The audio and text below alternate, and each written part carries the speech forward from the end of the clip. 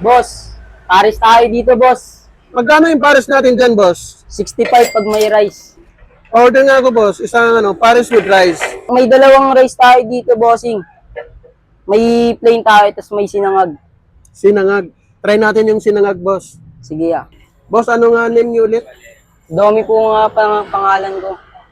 Domi Domi. na lang kung gusto nyo akong tawagin. Domi ang Yun, pangalan ko dito. Siya po si Doming. Tagal na akong kilala dito.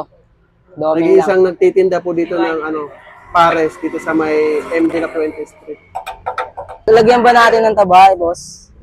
Okay, lagyan mo. Boss, matanong ko lang, ano oras na open nyo dito, boss?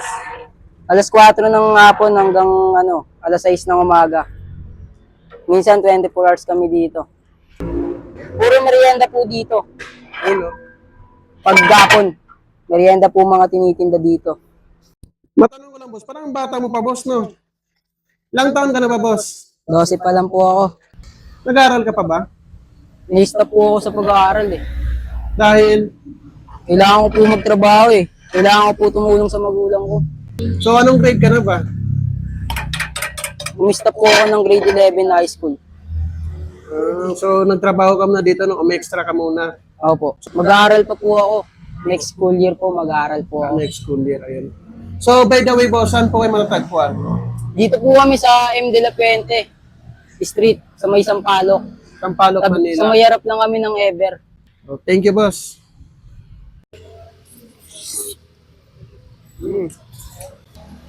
Masarap yung sabaw. Manamis-namis, tapos ito. Malapot yung sabaw. Try natin ang may rice.